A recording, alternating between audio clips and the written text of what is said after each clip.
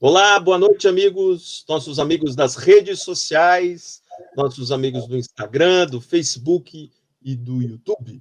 Esse é o nosso programa Mundo do Trabalho em Debate, comigo, Sandro Lunardi, professor da Universidade Federal do Paraná e advogado trabalhista. Nesta noite, teremos a honrosa presença da doutora Lorena Vasconcelos Porto. Este programa é uma iniciativa do Instituto Edésio Passos, que tem como lemas cidadania, democracia e liberdade. As nossas lives tratam de temas articulados ao mundo do trabalho, sua reflexão jurídica, política, enfim, todos os aspectos atinentes a uma questão tão importante da vida em sociedade, que é o trabalho das pessoas e que é a arquitetura jurídica em torno desse mundo do trabalho.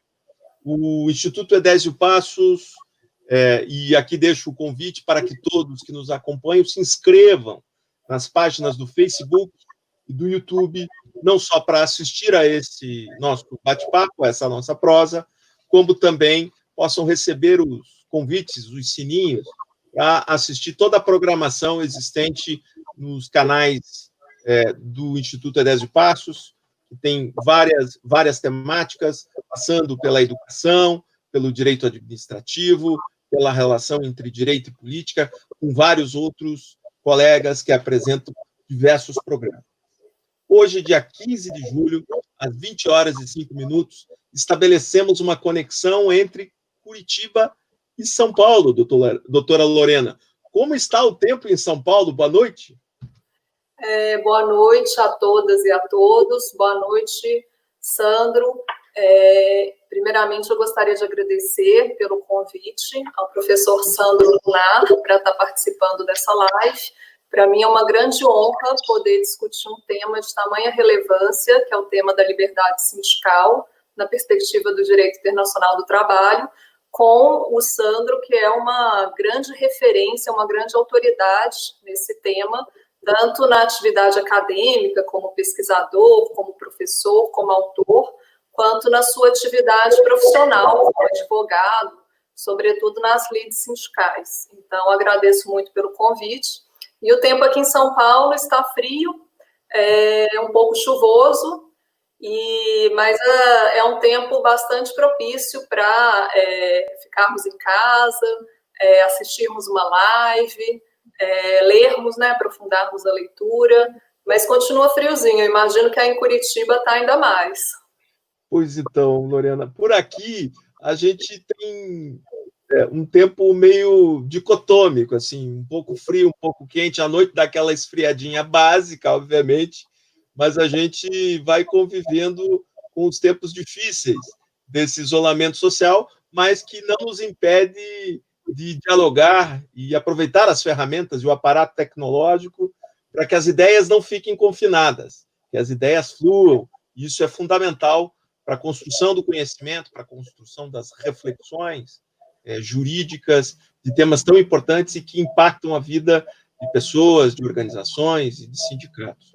Então, portanto, temos a visita e a honrosa presença da doutora Lorena Vasconcelos Porto, e passo a leitura do seu currículo. É procuradora do Ministério Público do Trabalho, então é uma importante representante do fiscal da lei na área trabalhista, ela está lotada na Procuradoria de São Paulo, né? É doutora em autonomia individual e autonomia coletiva pela Universidade de Roma, Tor Vergata, é mestre em Direito do Trabalho pela PUC Minas, especialista em Direito do Trabalho e Previdência Social pela mesma Universidade Tor Vergata de Roma, é bacharel em Direito da UFMG, professora convidada do mestrado em Direito do Trabalho da Universidade Externado de Colômbia, em Bogotá, e da pós-graduação da Universidade Presbiteriana Mackenzie. Eu peço a Luísa que nos coloque apenas esse link para que as pessoas possam perceber a importância que esse tema tem no âmbito internacional. A liberdade sindical é um valor estruturante fundamental para a Organização Internacional do Trabalho e nela se estruturam diversas normas internacionais. E certamente discorreremos um pouco sobre toda essa dinâmica e essa estruturação dessas normas internacionais que influenciam a nossa dinâmica interna. Conversava até com a doutora Lorena, antes da nossa de entrarmos no ar, dessa ainda lacuna formativa nos operadores do direito no uso das normas internacionais, no controle da convencionalidade, das leis, enfim. Portanto, doutora Lorena, vamos conversar sobre esse nosso tema, o direito internacional do trabalho e a liberdade sindical. Começo e dou pontapé inicial na nossa prosa te perguntando, afinal, o que se pode definir por liberdade sindical, Lorena? Bem, a liberdade sindical é um conceito bastante amplo.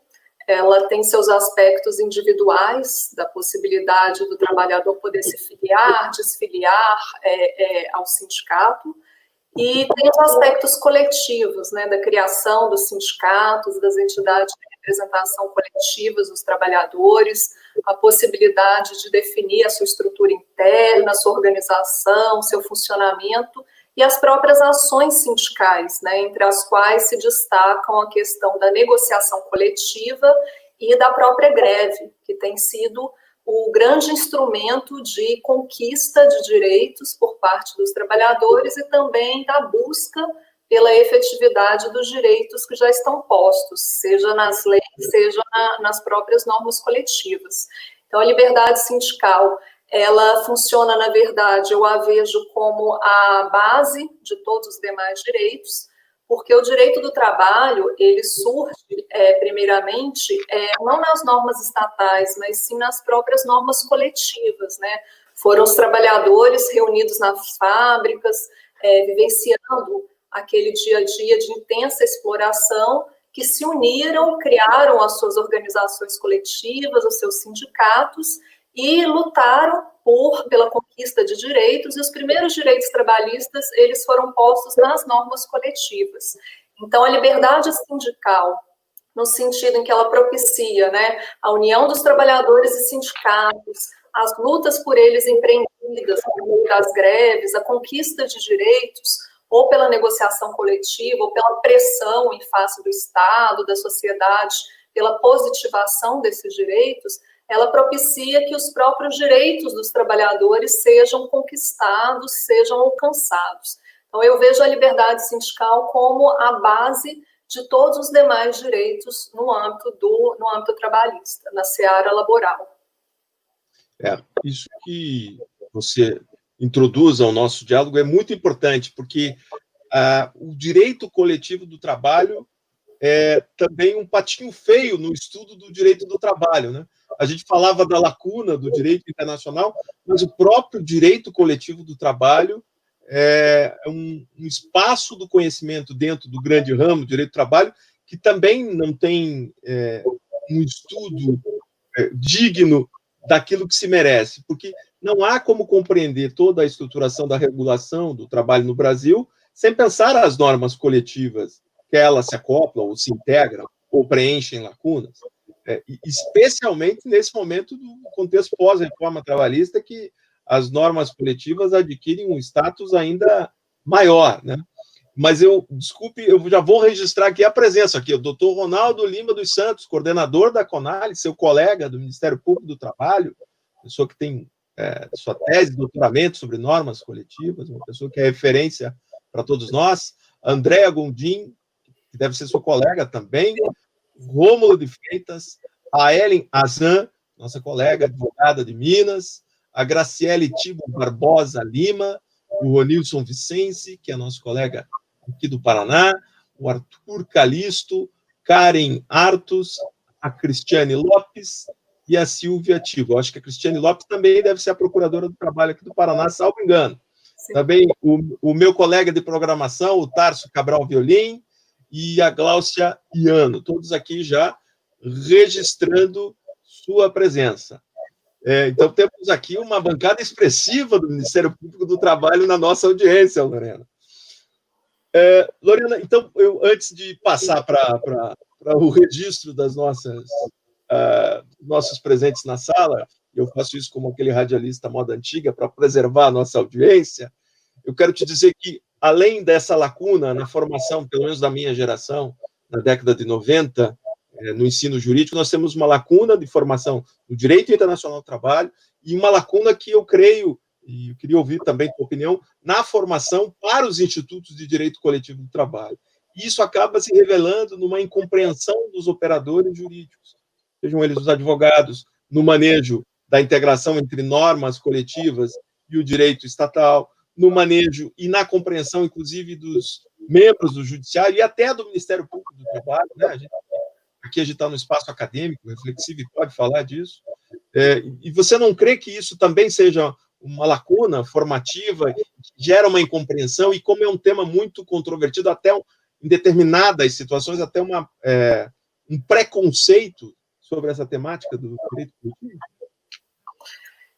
Certamente, Sandro. Antes de começar as considerações, eu cumprimento aí as colegas, os colegas, os amigos que estão aí nos assistindo, mas realmente eu enxergo como uma grande lacuna.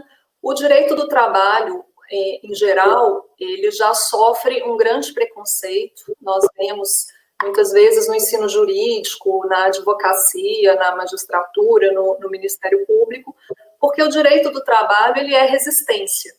Ao mesmo tempo em que ele aceita e toma como dado de fato o sistema capitalista, né, a exploração da força de trabalho, a apropriação da mais-valia, ele visa impor barreiras, né, peias a essa exploração desenfreada.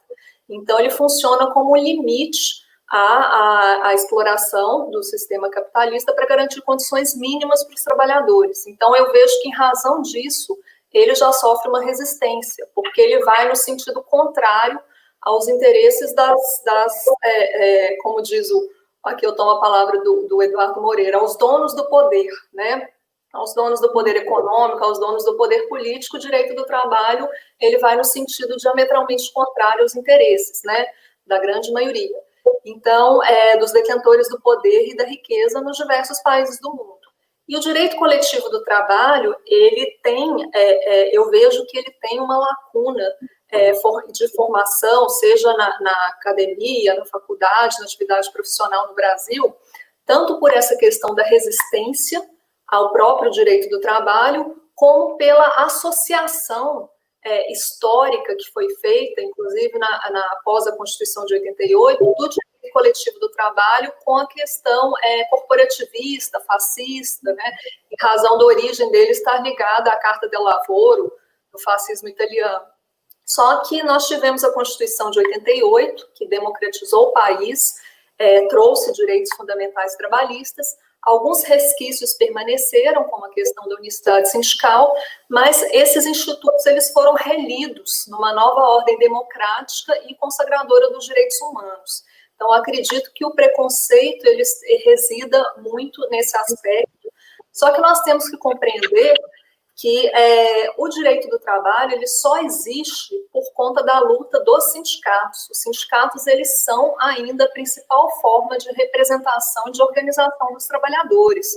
Inclusive, eles têm esse papel, essa legitimidade consagrada pela Constituição da República. Então, nesse papel de organização das lutas coletivas dos trabalhadores, é que nós conquistamos o direito do trabalho. O direito individual do trabalho, ele sofreu restrições, desregulamentações muito fortes em outros países, mas especialmente no Brasil, a partir da reforma trabalhista de 2017, e a resistência que nós podemos opor a isso, a meu ver, passa muito por conta da luta coletiva e sindical. O que eu percebo é que se nós caminharmos no sentido do desmantelamento, do enfraquecimento cada vez maior dos sindicatos, isso vai conduzir de forma inexorável à desconstrução do direito do trabalho e das instituições incumbidas da defesa e aplicação da ordem jurídica trabalhista. E aí eu me refiro à Justiça do Trabalho e ao Ministério Público do Trabalho.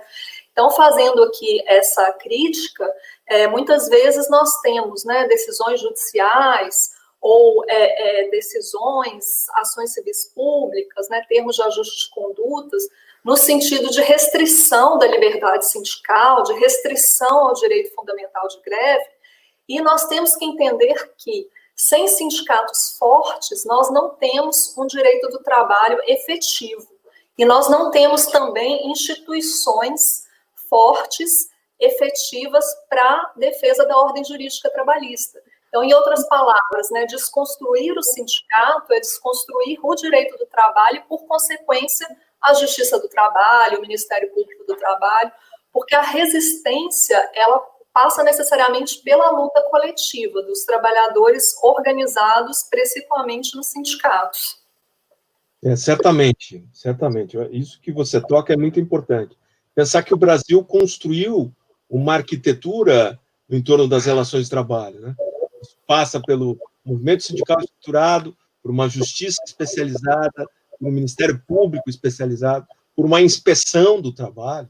Então, toda essa arquitetura é importante que a gente diga, é uma arquitetura institucional relevante, modular, frente e comparativamente a outros países. A gente tem esse complexo, às vezes, de tentar reduzir as nossas experiências, mas elas são muito positivas, né? E eu brinco muito com essa questão, Lorena, da CLT, da origem. Eu até vou fazer a provocação, você não é paulista, né, mas foi adotado, está radicado.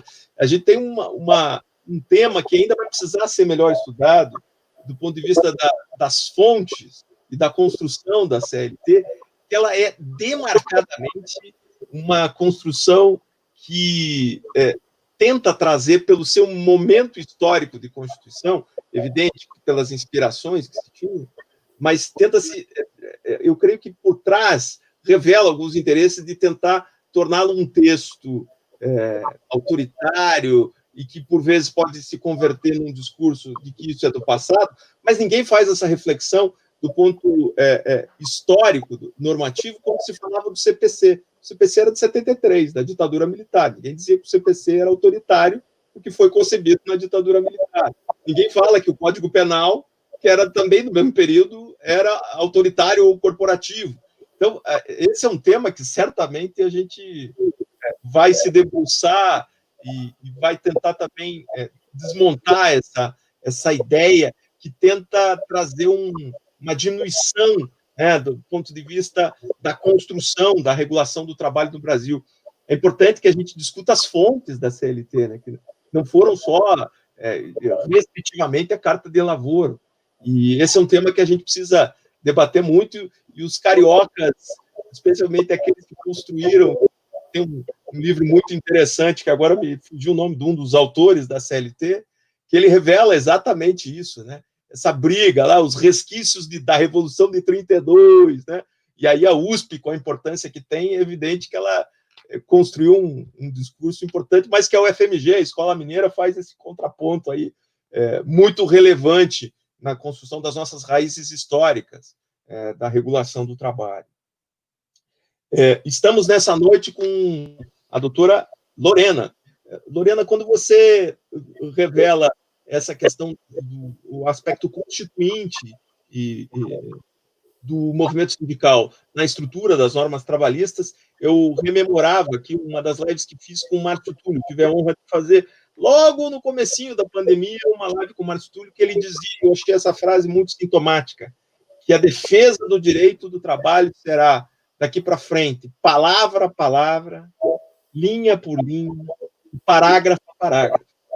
Eu acho que nos coloca esse desafio contemporâneo de não só compreender o direito do trabalho, defendê-lo com todas as armas e a estrutura jurídica que dispomos para isso, as narrativas afirmativas de direitos humanos, dos textos internacionais, na Constituição Federal, mas temos que enfrentá-la também à luz dos limites do poder negocial que os sindicatos têm. Uma sociedade democrática, o exercício de poderes na regulação do mercado de trabalho passa pelos sindicatos. Como isso se dá nos contornos da autonomia privada coletiva no Brasil?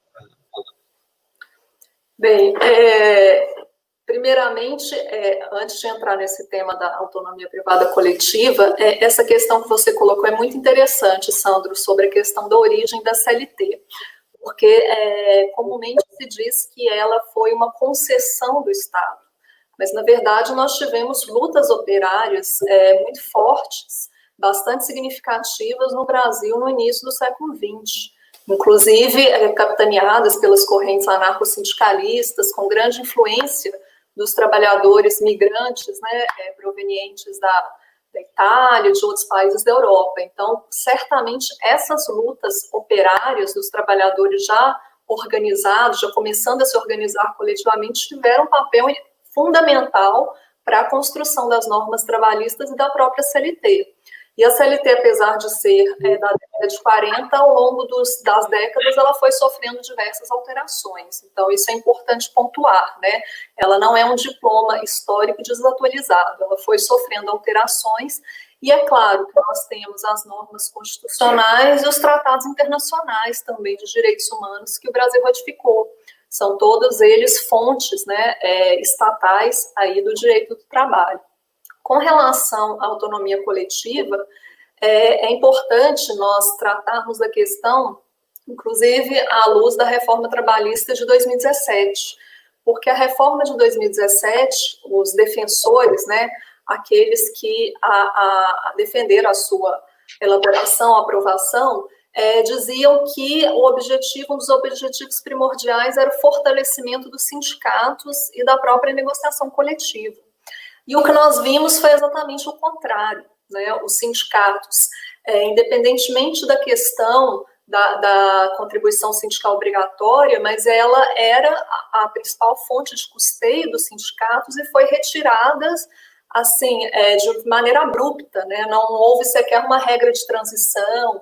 E aí nós temos também, né, fazendo aqui uma crítica, entendimentos, né, da própria jurisprudência contrários à possibilidade da contribuição assistencial autorizada em assembleia e norma coletiva. Então, a reforma de 2017, por um lado, enfraqueceu o sindicato, retirou de forma abrupta a sua principal fonte de sustentação financeira.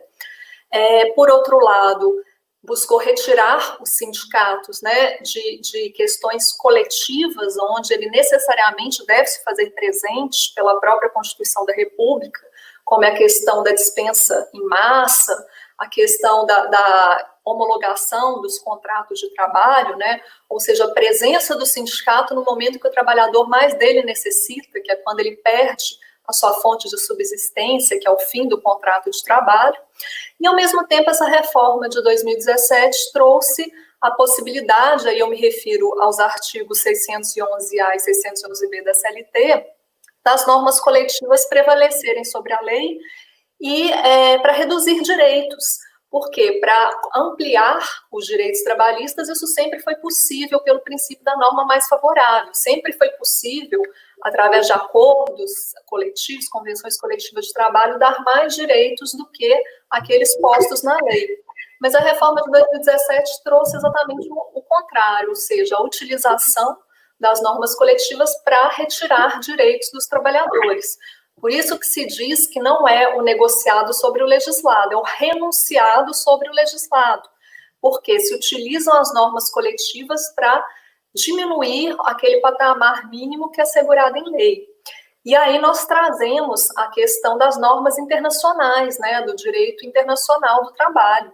Essa questão foi levada para a OIT, foi levada para o Comitê de Peritos do OIT, que em vários relatórios aí de 2018, 2019 desse ano, ele afirmou de forma bastante enfática, o Comitê de Peritos da OIT, que o objetivo da negociação coletiva é melhorar a situação social, econômica dos trabalhadores.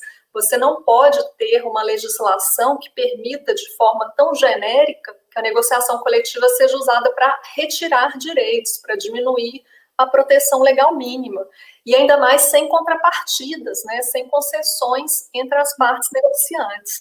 Então, os relatórios do OIT, eles são bastante, do Comitê de Peritos do OIT, são bastante enfáticos nesse sentido, de que essas normas da reforma trabalhista de 2017, elas violam as convenções 98 e 154 da OIT, ambas ratificadas pelo Brasil, quando permitem que, por meio da negociação coletiva, se retire aquela proteção mínima prevista em lei. Isso é muito importante, porque você toca num ponto em que há um choque entre a normatização interna e as normas internacionais, que, em algum momento, ou a Justiça do Trabalho, ou a Corte Constitucional vai arbitrar. Esperamos que seja em consonância com os pressupostos o Brasil está, inclusive, obrigado, por conta dos tratados internacionais que firmou.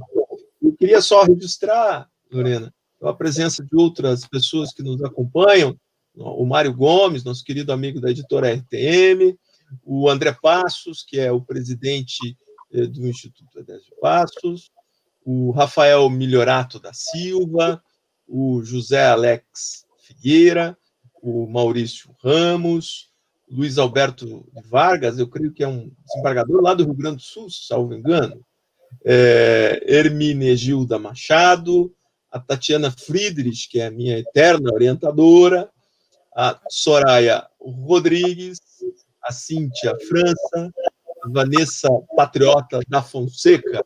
Então, estamos com uma audiência muito qualificada nessa noite, Lorena. Veja só, eu até vou pedir para a Camila colocar o link desse seriado do Netflix. Não sei se você já assistiu, chama-se English Game. Eu achei muito bacana para quem quer entender a história do movimento operário na Inglaterra, né? Queremos ou não, a história de lutas tem na Inglaterra, o seu começo.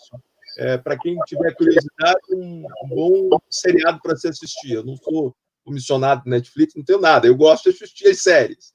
Inclusive, tem um comentário de um colega seu, que é professor da UFRJ, que ele, agora eu não vou lembrar o nome dele, que ele faz análise, inclusive, desse seriado na sua página, na universidade. O Rodrigo Carelli, lembrei. O Rodrigo Carelli faz uma boa análise desse seriado na sua página. Então, para quem tem curiosidade de entender como é que era a vida dos operários nessa época, é uma obra recente, né? Que vale a pena compreender como é que a vida dos trabalhadores se dava sem qualquer regulação, né, estatal, que era o livre mercado que tanto se preconiza atualmente, né? A retirada do Estado, o afastamento dos sindicatos, de qualquer relação que possa ser mediada por um terceiro e que estabeleça limites na exploração do trabalho. Lorena, eu passo para o nosso ponto seguinte. Como é que você avalia, você já deu uma breve introdução nessa perspectiva pós-reforma, né, que introniza uma questão que é a prevalência do negociado sobre o legislado, né? Você já fez alguma menção já no início da sua fala, mas como é que você analisa num contexto brasileiro, em 2020, com pandemia? Nem vou contar as MPs, tá? Estou tirando aqui do nosso cenário as medidas provisórias. Mas no dia 15 de julho, com pandemia, só a reforma trabalhista, nesse aspecto dos artigos 611A e B, no que eles convergem, ou naquilo que eles não convergem, ou são conflitantes com aquilo que se espera de liberdade sindical, articulada com as diretrizes internacionais e nacionais que diz respeito à Constituição Federal? Eu aproveito aqui para cumprimentar a Cíntia, é minha irmã, tá aí. Também a Vanessa, que é uma grande colega, né, bastante atuante, bastante firme aí, principalmente na questão da uberização das relações de trabalho. Bem, eu achei muito interessante a referência que você fez ao seriado do Netflix, ao English Game. De fato, há um artigo escrito pelo Rodrigo Carelli, junto com a Ana Cláudia Nascimento Gomes, que é uma outra colega do MPT, em que eles fazem uma comparação com o momento que nós estamos vivendo atualmente, dessas MPs, né, a 927, a 936, que trazem a prevalência do acordo individual sobre as leis, sobre as normas coletivas, quando nós bem sabemos que nas relações de trabalho não existe acordo individual. Se você tem de um lado, né, o dono dos meios de produção, que tem a faca e o queijo na mão, e do outro lado você tem um trabalhador que depende da venda da sua força de trabalho para sobreviver, para garantir a subsistência dele e da família, é claro que ele vai aceitar qualquer tipo de condição que for imposta pelo empregador, inclusive suspensão de contrato, redução de salário, porque principalmente no Brasil, onde a gente não tem uma efetiva proteção contra a dispensa imotivada, para o trabalhador ele só tem duas alternativas: ou ele aceita essa imposição patronal unilateral, ou ele perde a sua fonte de subsistência. E esse seriado English Game, ele mostra lá o contexto ao século XIX, em que os patrões se reuniam, né, os industriais se reuniam para reduzir unilateralmente os salários dos trabalhadores. E os trabalhadores não tinham, né, uma forma de se defender, até mostra esse processo de organização, de formação, né, de uma organização coletiva, da própria greve, para enfrentar essa imposição patronal de redução de direitos. E é interessante que ele mostra também o futebol, o surgimento do futebol como um mecanismo de conduta antissindical, porque os industriais eles estimulavam a participação dos trabalhadores no futebol para distraí-los, né, dessas questões aí de lutar por seus direitos, de resistir coletivamente à retirada dos seus direitos. Então, realmente um seriado muito interessante, vale a pena, porque, como dizia o Cazuza, né, recentemente nós celebramos aí o aniversário da morte de Cazuza, eu vejo o futuro repetir o passado, né, eu vejo um museu de grandes novidades. Nós temos hoje uma situação muito semelhante ao século XIX, quando a gente não tinha nem ainda as normas trabalhistas, né, os trabalhadores estavam iniciando esse processo de organização e luta coletiva. Agora, essa questão da prevalência do negociado sobre o legislado, a meu ver, ela viola de forma bastante clara, frontal, a liberdade sindical, convenções da OIT que o Brasil ratificou, em especial a 98 e a 154, e aqui eu chamo atenção para uma questão que nós estávamos conversando antes da live, que é o Sistema Interamericano de Direitos Humanos, né? Nós, no âmbito trabalhista, falamos muito da OIT, e, de fato, a OIT tem uma importância fundamental, né? Ela é um organismo internacional de composição tripartite, então os trabalhadores têm a sua participação ali na OIT, na produção das normas, no processo de criação, de aplicação dessas normas internacionais de trabalho. Então, a OIT realmente tem um papel fundamental, mas nós temos, no caso do Brasil, aqui um sistema interamericano de direitos humanos que tem se mostrado bastante efetivo, né? Seja por meio das recomendações da Comissão Interamericana de Direitos Humanos, seja por meio das sentenças condenatórias da Corte Interamericana de Direitos Humanos, nós já tivemos mudanças da legislação interna brasileira advindas de recomendações da comissão e condenações da Corte, né? Aqui só para citar a questão do trabalho escravo, né? Do caso José Pereira, depois do caso Trabalhadores da Fazenda Brasil Verde, o caso da Lei Maria da Penha, que ela é oriunda, né, de uma denúncia feita à Comissão Interamericana, e o que eu percebo de vantagem estratégica é que qualquer pessoa, qualquer cidadão pode submeter uma denúncia à Comissão Interamericana. E nos últimos anos nós percebemos uma evolução da própria jurisprudência da Corte para tutelar direitos sociais, direitos trabalhistas, através de uma interpretação mais evolutiva da própria Convenção Americana de Direitos Humanos, que é o Pacto de São José da Costa Rica, e para tratar, inclusive, da questão sindical, né? O artigo 16 da Convenção Americana trata da liberdade de associação, e a Corte, em mais de um caso, aqui eu posso citar o Baena Ricardo versus Panamá, o Wilcatex versus Peru, o próprio Lagos del Campo versus Peru, a Corte afirmou que esse artigo 16 da Convenção Americana tutela a liberdade sindical e dele deriva a própria proteção do direito de greve. E as questões também da proteção contra a dispensa, fazendo uma interpretação do artigo 26, do desenvolvimento progressivo.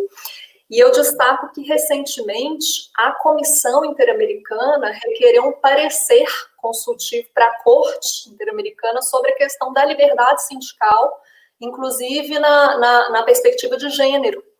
E entre as questões formuladas ali está exatamente a prevalência do negociado sobre o legislado e o direito de greve.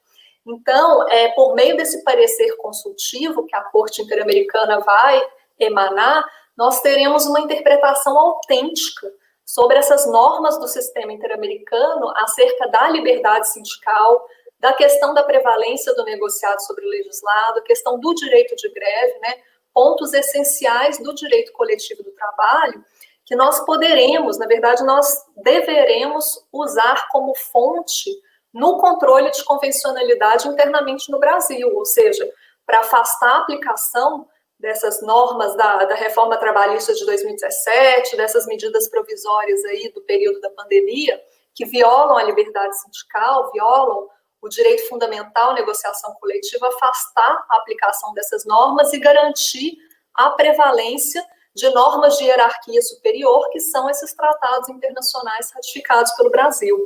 Então, eu vejo que nós temos que explorar mais esse sistema interamericano. No próprio MPT foi criado um grupo de trabalho, eu até participo dele, para tratar dessas questões que nós chamamos, né, de litígios estratégicos, né, situações em que concretamente direitos previstos nas normas interamericanas são violados e que podem ser levados à apreciação da comissão e, por meio da comissão, à própria corte.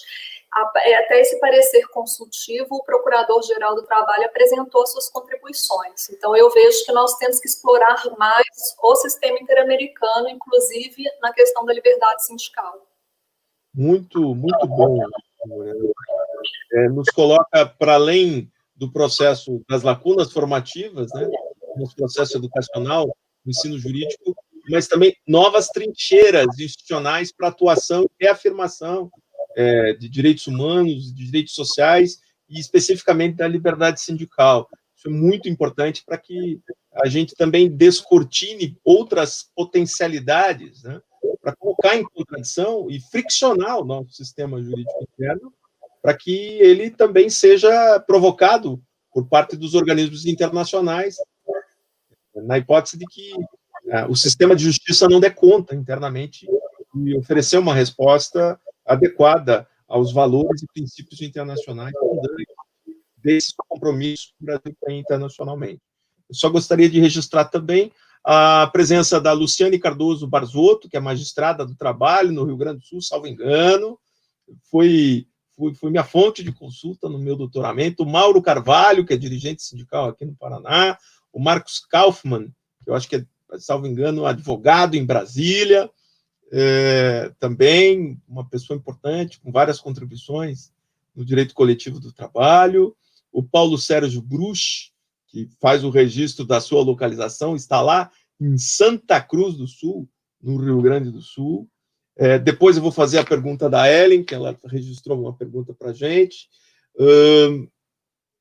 Veja, Lorena, estamos falando de assuntos seríssimos, importantíssimos, e que, inclusive, para aqueles que vão assistir depois, alunos, estudantes, certamente esse conteúdo será distribuído para que os alunos possam, nas disciplinas de Direito Internacional do Trabalho e também de Direito Sindical, compreender outras dinâmicas, né, fundamentais de atuação profissional, porque a gente também percebe uma aridez na narrativa jurídica ou nos argumentos e fundamentos de postulações que invoquem normas internacionais, né, Lorena? Essa também é um problema que a gente tem notado, né? A temática de postulação de direitos internos, mas também fundamentados ou fundados em normas internacionais, é uma lacuna importante. E sem isso, o judiciário também fica limitado na sua, se não provocado, ele acaba não tendo condições de enfrentar, até poderia cá para nós, mas ainda há um espaço no sistema de justiça a ser construído para que a gente vá tornando as normas internacionais também fonte de consulta, também fonte de fundamento aos pedidos postulados, seja do Ministério Público do Trabalho, seja das questões trabalhistas individuais e ou coletivas. E, nesse sentido, também a gente precisa interpretar de modo crítico até a forma de interpretação que o TST tem dado, por vezes, a algumas normas internacionais. Humildemente, inclusive, julgo que, em alguns casos, estão contrários ao que se revela nas normas internacionais, inclusive no que diz respeito à liberdade sindical. E aí eu já queria puxar esse link contigo. Como é que você... qual que é a tua valoração, a tua apreciação de como o sistema de justiça trata as condutas sindicais, Mariana? Bem, primeiramente, essa questão que você levantou, Sandro, é fundamental, ou seja, nós não temos nas universidades, nas faculdades, é claro que isso vem sendo objeto de atenção, melhoramento, mas tradicionalmente nós não temos o ensino e o aprendizado do direito internacional dos direitos humanos, né? E aí incluído o direito internacional do trabalho. É uma carência de formação nas universidades, é algo que nos últimos anos vem melhorando, mas ainda precisa melhorar muito mais, né? Eu percebo por parte das entidades de Estado, por exemplo, dentro do Ministério Público do Trabalho, essa questão vem recebendo uma maior atenção nos últimos anos, né, principalmente a partir da gestão do Procurador-Geral do Trabalho, Ronaldo Fleury, e continua na atual gestão do Alberto Lazzero. A própria ENAMAT, né, a Escola Nacional da Magistratura, ela vem oferecendo esses cursos de controle de convencionalidade para os juízes, então é uma questão que vem sendo objeto de maior atenção e deve ser. E por que eu ressalto esse aspecto? Porque todos os agentes estatais, e aí incluídos os juízes e os membros do Ministério Público do Trabalho, eles têm a obrigação de proteção dos direitos humanos perante terceiros. Ou seja, né, eles têm a obrigação de que, ainda que uma lei seja aprovada de acordo com os trâmites e regulares do processo legislativo interno, essa lei ela não pode ser aplicada se ela violar tratados internacionais de direitos humanos ratificados pelo Brasil. Né? Essa é uma obrigação de ofício, ou seja, né, os juízes devem fazer o controle de convencionalidade de ofício. Isso está previsto no parágrafo 2º do artigo 5º da Constituição, essa obrigação de aplicação do controle de convencionalidade de ofício, em diversos tratados ratificados pelo Brasil, aqui só mencionando, né, a própria Convenção Americana de Direitos Humanos, o Protocolo de São Salvador, o Pacto Internacional de Direitos Civis e Políticos, impõe esse dever para os juízes, ou seja, se a lei interna puder ser interpretada em conformidade com o tratado internacional, essa interpretação deve ser aquela a ser conferida. Mas se não for possível essa interpretação conforme, deve-se afastar a lei interna e garantir a aplicação do tratado internacional. E só lembrando que, de acordo com o entendimento do próprio STF, Supremo Tribunal Federal, se o tratado internacional ele não for aprovado de acordo com o rito das emendas constitucionais, que é aquele rito que está lá no parágrafo 3º do artigo 5º, ele tem uma hierarquia supralegal. O que isso significa? Ele está abaixo da Constituição, mas ele está acima das leis vigentes no Brasil. Nós, até hoje, tivemos só 3 tratados internacionais aprovados de acordo com esse rito, do parágrafo 3º do artigo 5º, que é a Convenção da ONU sobre os Direitos da Pessoa com Deficiência, o protocolo facultativo a essa convenção e o Tratado de Marrakech, que trata do acesso das pessoas com deficiência visual às obras. Então, todos os demais tratados ratificados pelo Brasil, no entendimento do STF, tem uma hierarquia supralegal, mas infraconstitucional. Essa posição, a meu ver, é passível de críticas, porque eu não entendo possível haver normas protetoras de direitos humanos abaixo da Constituição, ou seja, elas são materialmente constitucionais, ainda que não aprovadas de acordo com esse rito aí das emendas, só que, ao mesmo tempo, esse entendimento do STF, ele tem uma vantagem estratégica. E qual que seria essa vantagem? Uma discussão sobre controle de convencionalidade não chegaria no STF. E o STF, como nós bem sabemos, né, principalmente aí nos últimos 10 anos, em matéria de direitos sociais, ele tem tido posições extremamente restritivas, né? O STF ele já vinha fazendo uma reforma trabalhista antes da própria reforma de 2017. Com a reforma de 2017, ele já validou várias das normas que foram trazidas em sede de ações diretas de inconstitucionalidade, né? Ele decidiu no sentido da validade dessas normas. Agora, recentemente, com as medidas provisórias também, o STF disse que é possível reduzir salário por acordo individual, o que viola frontalmente a Constituição da República. Então, o que nós percebemos é que o controle de constitucionalidade dessas normas, né, que violam, desregulamentam o direito do trabalho, a possibilidade de êxito é extremamente remota. E aí que nós temos a importância estratégica do controle de convencionalidade, porque uma discussão sobre ele, na área trabalhista, teria como a sua instância máxima o TST, porque você não está discutindo matéria constitucional, você está discutindo normas infraconstitucionais. E aí, por mais que o TST tenha posições, principalmente determinadas turmas conservadoras, a meu ver, não se compara ainda ao STF, ou seja, a possibilidade de êxito no âmbito do TST é maior do que na esfera do STF. Só que, é claro, por mais que os juízes tenham essa obrigação de ofício, o ideal é que eles sejam provocados, né? Provocados pelos membros do Ministério Público, pelos advogados, pelos sindicatos, né?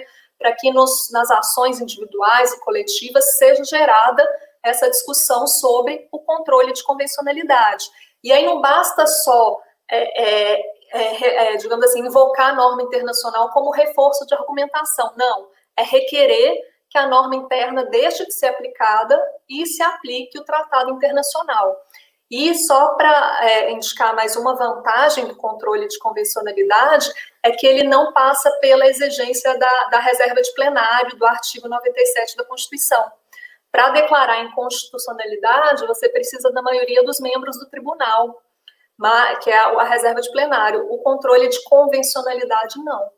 Então, é um instrumento que nós devemos invocar nas nossas ações individuais e coletivas, e os juízes têm o dever de aplicá-lo, inclusive de ofício. Muito bem. Os alunos de prática jurídica trabalhista aqui da Universidade Federal vão adorar essas novas tendências fundamentais de atuação profissional que orientam de modo muito construtivo uma nova forma de postulação. Ou seja, esse é um processo que tem sido maturado de modo muito recente, né? Se a gente fosse falar, esse tema controle de convencionalidade era muito restrito a temas muito particulares do âmbito do Supremo Tribunal Federal, mas nos últimos 10 anos, eu posso demarcar temporalmente, ele vem sendo maturado, né? Esse é um processo que é muito importante e essas suas observações reflexivas do ponto de vista teórico e prático, né, são fundamentais para que a gente possa construir também uma nova prática jurídica dos atores processuais nessa perspectiva do controle de convencionalidade. Isso é muito importante, é muito relevante para a inovação, né? Eu acho que são ferramentas existentes, mas que precisam ser ativadas, né? Se não forem ativadas, elas são um arsenal que fica guardado, né? Não é utilizado. Eu sigo aqui registrando as participações do Arthur Calisto, do João Carneiro, da Helena Emerick Abaurre, da Janine Fiorotti, deve ser esse o nome, do Denoir Marins e do querido Alberto Emiliano de Oliveira Neto, nosso colega aqui do Paraná, procurador do trabalho, que tem um papel relevantíssimo na construção, na Constituição, do Fórum Estadual de Liberdade Sindical, que foi uma experiência inovadora, no qual teve o protagonismo do doutor Alberto com as centrais sindicais, e que eu também pude colaborar para a consolidação desse espaço institucional e de diálogo social, em última análise, entre o Ministério Público e as centrais sindicais. Lorena, a gente já está com a prosa, quando é boa, passa rápido. 49 minutos aqui de conversa. Eu queria dar uma quebrada para fazer uma pausa lúdica contigo. Esse momento nos colocou dentro das nossas residências, dependentes do sinal da internet, dependentes da energia elétrica, mas, sobretudo, dependentes de como está o nosso equilíbrio mental e no relacionamento daqueles que convivemos e que amamos, e daqueles que têm a disponibilidade de conviver, estar com a sua família, né, em isolamento social. E eu tenho sempre provocado todos os nossos interlocutores que participam dessa atividade para perguntar a eles, quando chega a saudade da atividade fora, porque o trabalho também é uma interconexão social, a integração entre pessoas, o cafezinho é um momento de relax, de pensamento, de reflexões, mas o trabalho em conjunto com o estagiário, com o servidor, ou nos escritórios, né, com os outros colegas, ou nas relações presenciais de audiências, sessões, são espaços constitutivos da nossa identidade, né, enquanto profissionais do direito. E isso tudo foi restringido. Não, isso sem contar as relações sociais, né? Ir para o bar ou do restaurante, de encontrar família, de sair passear com os filhos, viajar. Tudo isso, né, como dizia o Boaventura, é a cruel pedagogia do vírus, que está sendo implementada de modo que se impõe para todos nós, né? E eu te pergunto, Lorena, quando você se depara com esses momentos difíceis, como é que você tem contornado os problemas da saudade, né, dessas dificuldades naturais que esse isolamento nos colocou? Você tem lido mais outras áreas do direito, assistido filme, ouvido música? Como é que você tem... Conta para a gente como é que você tem enfrentado esses temas do ponto de vista da arte e da cultura. Realmente esse período impôs a todos nós esse isolamento social, mas eu digo que apesar das angústias, né, do próprio medo, né, porque é um desconhecido, a doença, a pandemia, nós que ainda temos oportunidade de fazer esse teletrabalho, somos privilegiados, né? Então, apesar de todas as dificuldades, nós temos que ter consciência disso, que é um privilégio podermos estar em casa, né? O isolamento, para tentar minorar, né, os efeitos negativos, inclusive do ponto de vista da saúde mental, né, que é um tema de fundamental importância, com essa imposição de uma hora para outra de teletrabalho em tempo integral, esses meios tecnológicos nos ajudam muito, né, para nos mantermos em contato com a família, com os amigos, né, diminuir um pouco a saudade e a distância. E é claro, né, que muitos estão trabalhando mais, mas o fato de não estarmos nos deslocando, principalmente nas grandes cidades, que tem muito trânsito, né, que a gente perde muito tempo aí nesses deslocamentos, nós temos um tempo, né, talvez não tão grande, porque tem também as tarefas domésticas, casa, família, etc., mas o tempo que eu estou tendo livre, eu estou aproveitando para fazer leitura.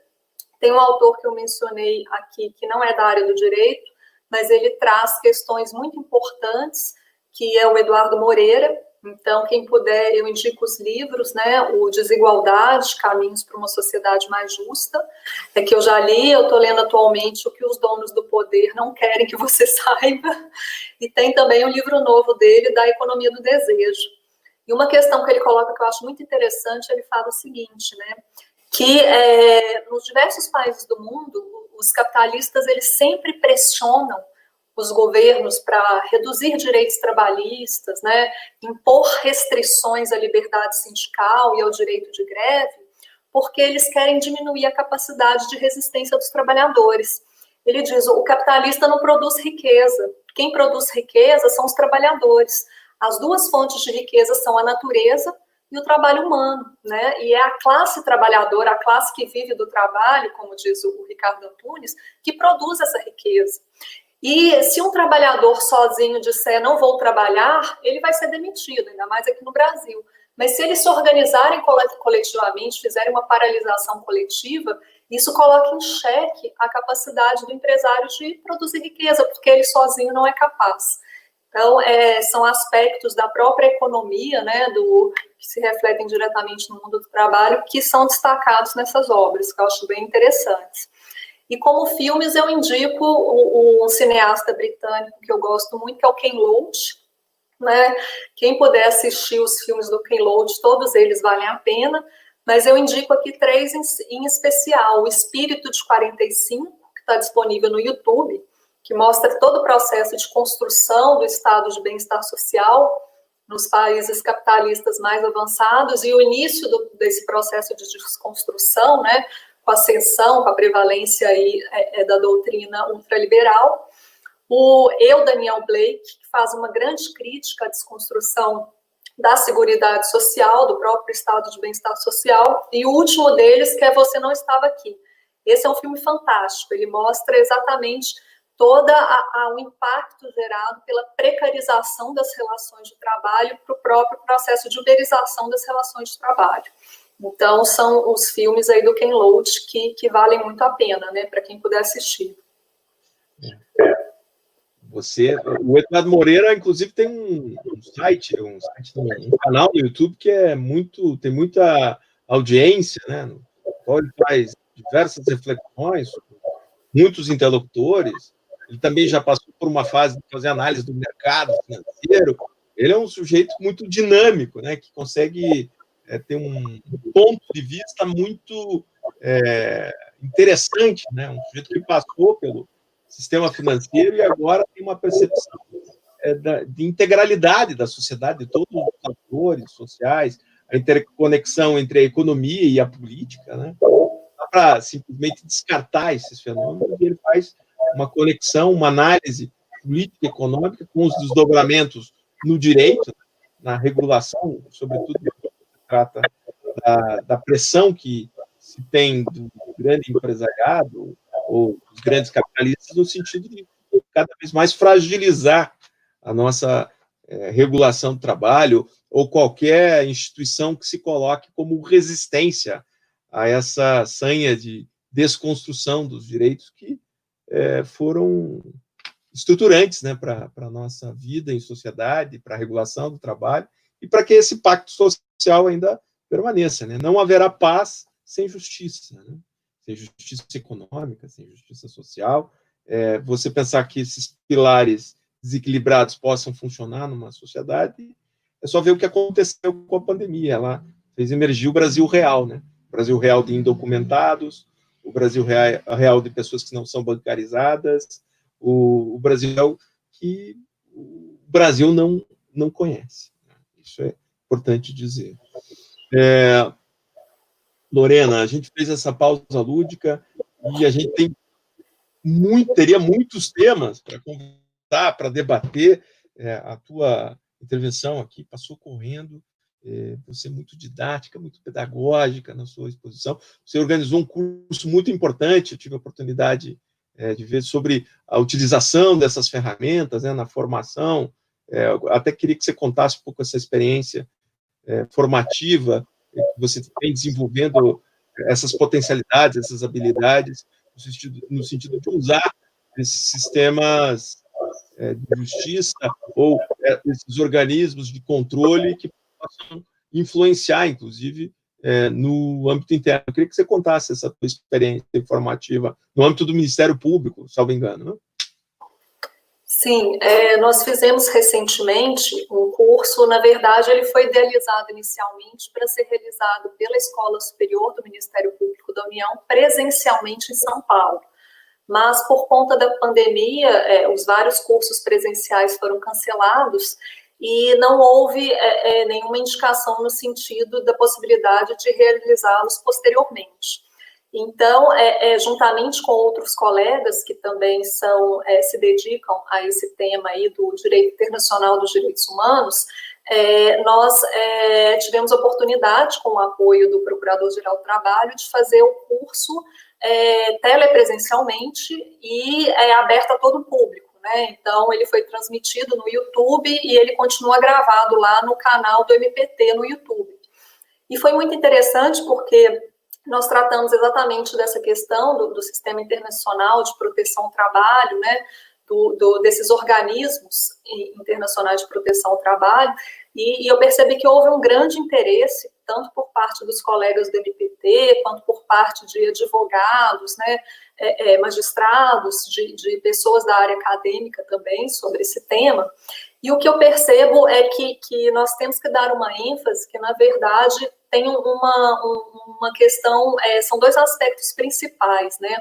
Primeiro que nós temos que conhecer essa jurisprudência internacional, né? Seja a produzida, por exemplo, que você, Sandra, é um grande especialista aí no âmbito do OIT, né, no Comitê de Liberdade Sindical, do próprio Comitê de Peritos, relatórios do Comitê de Peritos do OIT, e aqui no âmbito do sistema interamericano, né, as recomendações da comissão, as sentenças da corte. Nós temos que conhecer essa jurisprudência internacional, porque é ela que dá o sentido, o alcance e o conteúdo atual dessas normas internacionais, que nós devemos aplicar internamente pelo controle de convencionalidade, né? Como disse um juiz da Corte Interamericana, o Eduardo Ferrer McGregor, os primeiros juízes interamericanos são os juízes nacionais. Então, eles têm que aplicar essas normas e eles têm que conhecer a jurisprudência internacional para saber o sentido, o alcance dela.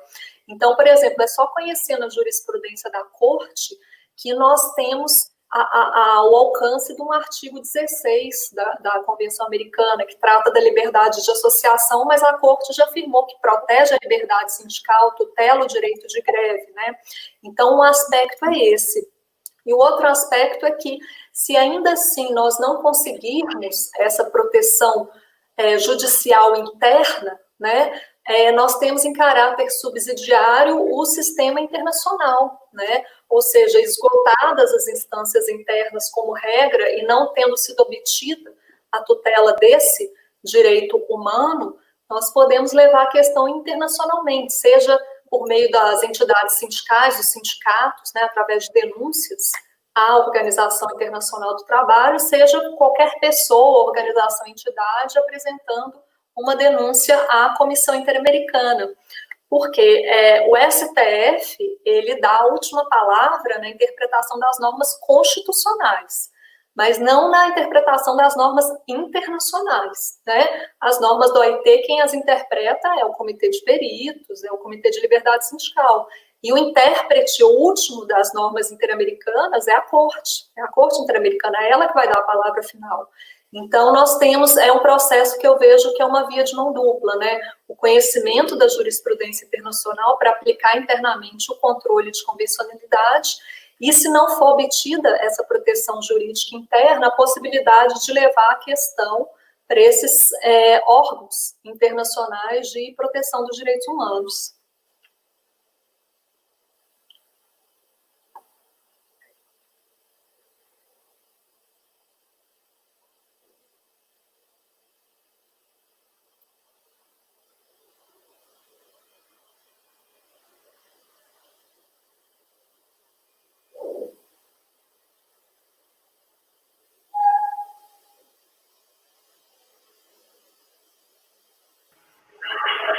Tivemos um probleminha técnico aqui com o professor Sandro, ele já deve retornar.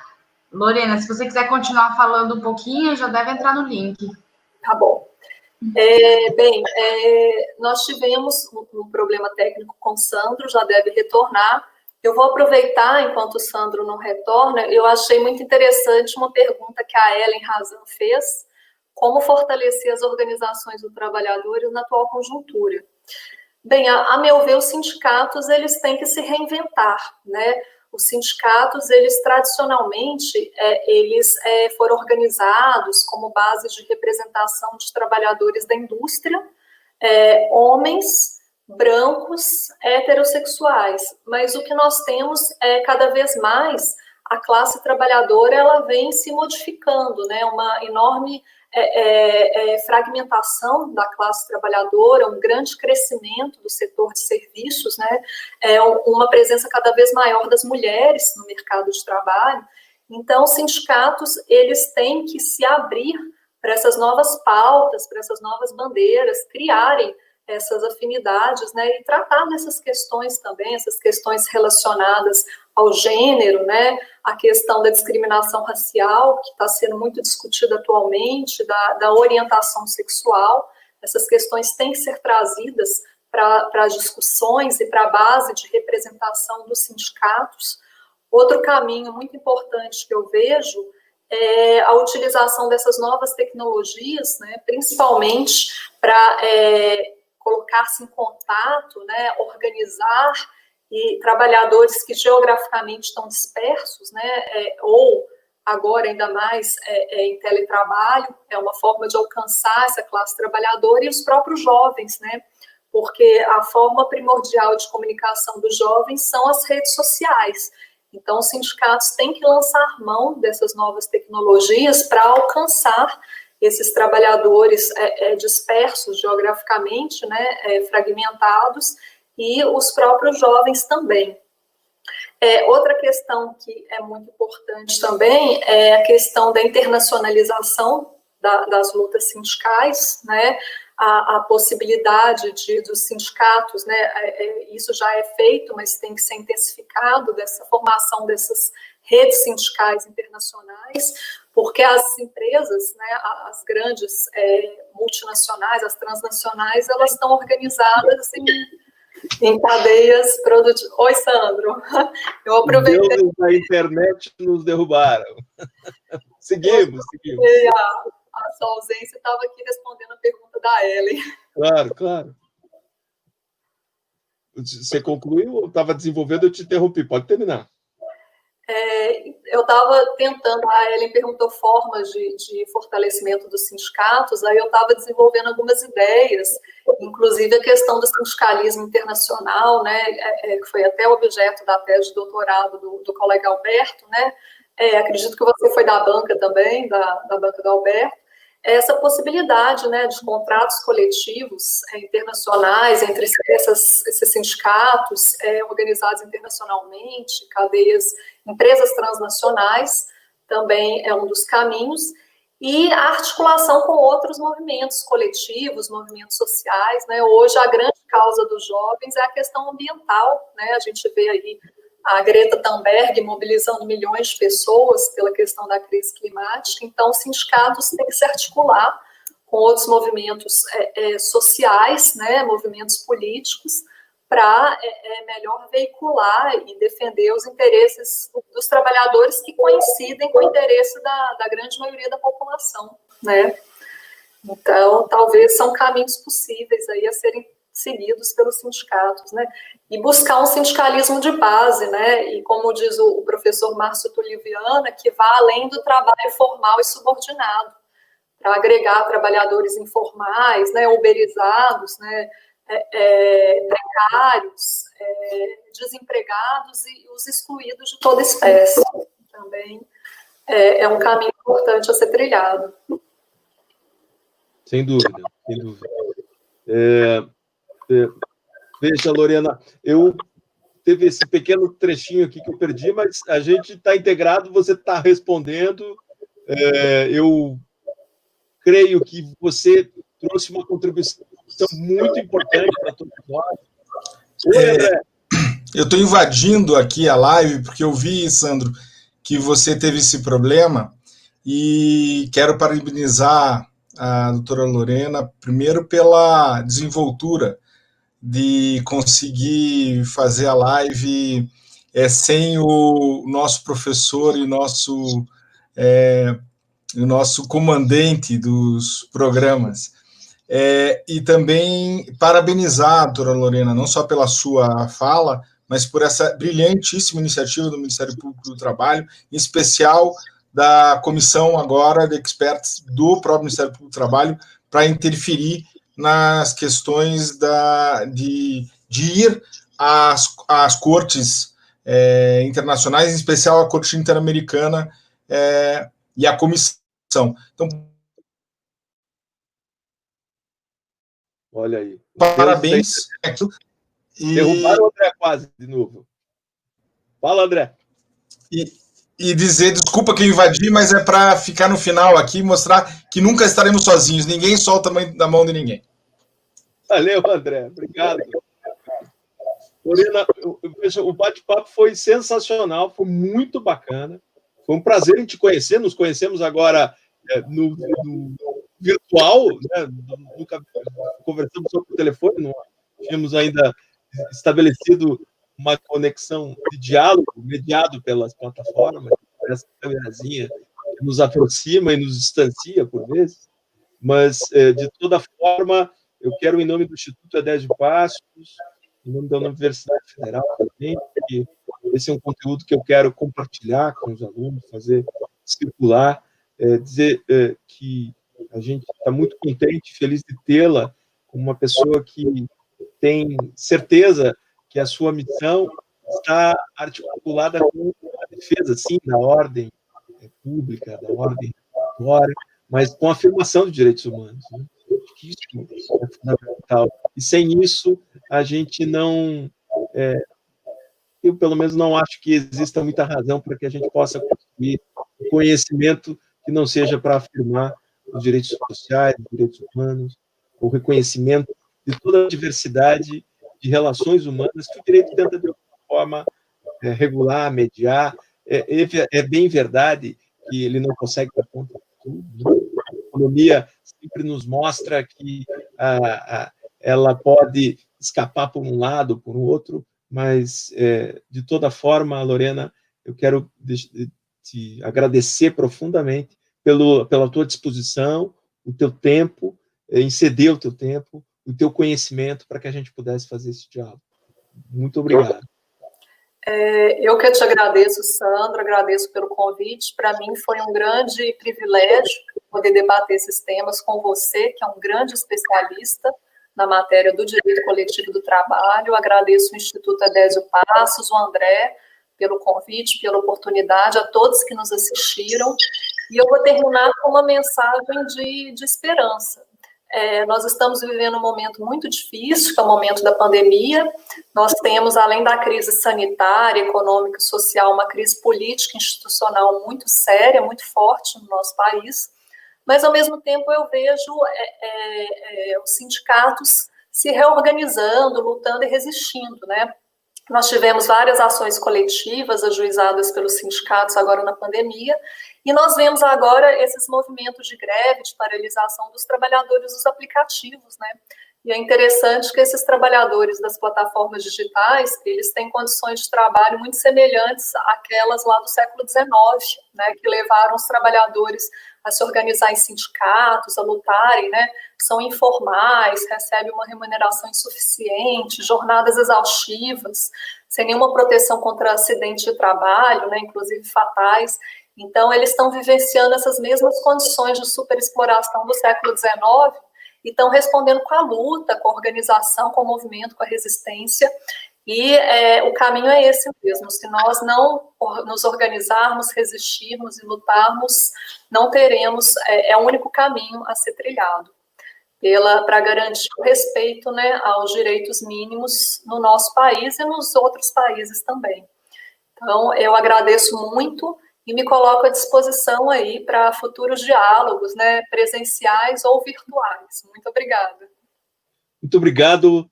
Assim a gente encerra esse encontro com a doutora Lorena Vasconcelos Porto, onde discutimos direito internacional do trabalho e liberdade sindical. Certamente muitos temas seguem candentes e nos oportunizarão novos encontros, novos diálogos, que foi, para mim, uma experiência de muito aprendizado, um diálogo com muito conteúdo e também de aprendizado para todos aqueles que nos assistiram, certamente. Eu agradeço a todos pela audiência, por essa audiência qualificada dessa noite. Ficamos até a próxima. Sexta-feira farei um diálogo, você falou dos aplicativos, terei uma conversa com um líder aqui do Paraná na questão dos trabalhadores em aplicativos, sexta, às 14 horas, no Mundo do Trabalho em Debate. Eu agradeço a todos pela oportunidade, por essa noite. Uma boa noite e até a próxima. Boa noite, até mais. Obrigada a todas e a todos. Boa noite.